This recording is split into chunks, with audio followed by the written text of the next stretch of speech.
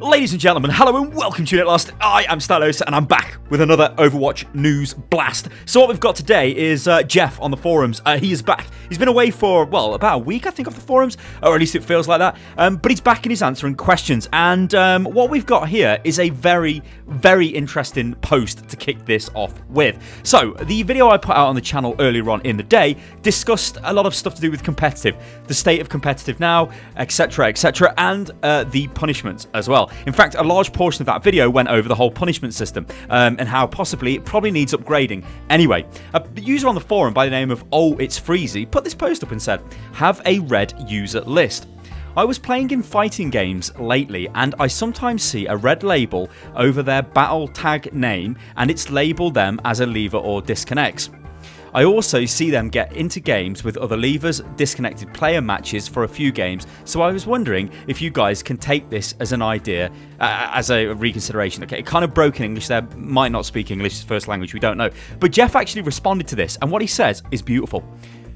We'll definitely take the idea into consideration. Our philosophy has been that we would rather not have levers playing the game at all, especially in competitive play.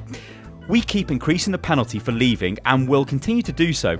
We're in the process of implementing a new policy which would take into account how many competitive seasons you have been banned from and at a certain point prevent you from playing competitive ever again. Ladies and gentlemen, that's beautiful. If you keep leaving games, you will be banned permanently from competitive. Now, this is not in the game just yet, and like Jeff said, they are working on a new system, which is going to be great when this rolls out. We need harsher punishments for people who mess around in competitive. Now, I know a lot of you guys watching this video probably don't play competitive, and you're probably thinking, well, Sty, is it really fair that those people get punished? And it kind of is, right? Because if you don't play competitive, and if you do play competitive, you'll know that when you go into a competitive game, yes, people try hard. Yes, people really want to win, because that's, well, the clue's in the name of the game mode, right? Competitive. So when you go into that game and you've got that mindset, right, okay, let's win, let's build a great team, let's work together, and you've got somebody on the team who doesn't care and who leaves the game, well, those players should be punished. Now, levers, I don't think are as common in the higher ranks as they are in the lower ranks. In fact, I've spoke to gold players about this and they've said there's loads of levers. Like, people will just leave the game like they don't care, constantly, all of the time. Now, I've seen quite a few levers recently, but in fact, probably in like the 50 or 60 games that I've played this season so far,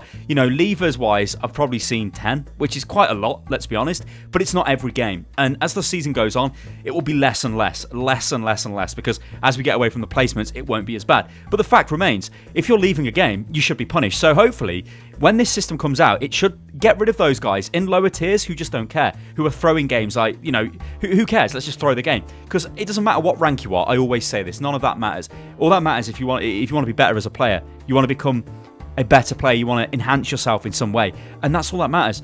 If you've got somebody in your game who wants to throw, it's not great and they should be punished. So this is a good step in the right direction.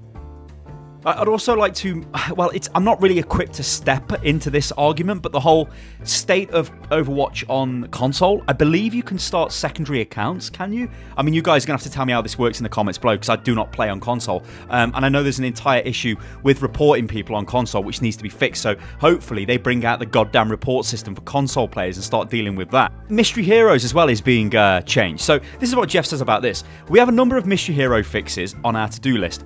We're very eager to get to them, but it just hasn't bubbled to the top of our priorities list yet. We definitely want to get rid of suiciding to force a hero switch. We will also remove the assemble heroes wait time, as there is no reason for that in this mode. We have some other improvements in mind as well. I am curious how the community as a whole feels about some of the ideas you bring up. I know that it frustrates me when the other team ends up with 5 divas. I also get frustrated when the enemy team has a balanced team comp and my team comp is less balanced, but perhaps that is part of the charm of the mode. How do you guys feel about a purely random system such as it works now versus a mostly random system where we try to limit stacking and nudge the team comps towards something more reasonable? I can see arguments for both ways being compelling to different people. Now, this is interesting because Jeff waded into a post on the forums. Of course, there are links to all of these posts below in the description if you guys want to check them out. And he says, look, what we're going to do is get rid of assemble heroes. That's great. We don't need that in Mystery Heroes because you're just given a hero. Like, there's no assembling involved. What interests me, though, and this would make me play the mode more because I don't actually play this mode that often. I really like Total Mayhem in the arcade. I love that mode. That should stay permanently. But this mode, I'm not really that much of a fan of. What Jeff says here, though, is maybe they sort of force it to give you a proper team comp. That might work quite well. And the way they could do that is obviously give you 2 supports, give you 2 tanks, give you 2 DPS, and always make sure team comps are like that. The problem is, though, if you do that, then you won't get the crazy comps where you get like 6 Torb. I mean, I know that's very rare, but you could get that. Or where you get like a lot of like, there are some fun comps out there, right, with multiple heroes of the same type and all of that stuff. So if they restrict via role, then that could stop that happening. So what do you guys think about this? In fact, go to the thread, like Jeff said, he's looking for feedback. Go to this thread and give him feedback. Let him know what you think. A user by the name of Amir on the official forums asked Jeff, or well, he didn't ask Jeff, but Jeff did reply. He asked, what the hell is this skin and where the hell can I get it from? Lucio looks amazing. And Jeff said, well, this is actually Arnold's early concept for Lucio. We're glad you like it. Maybe we'll consider making it a skin someday. I think it looks really good. I'll take that. Any more skins? Beautiful.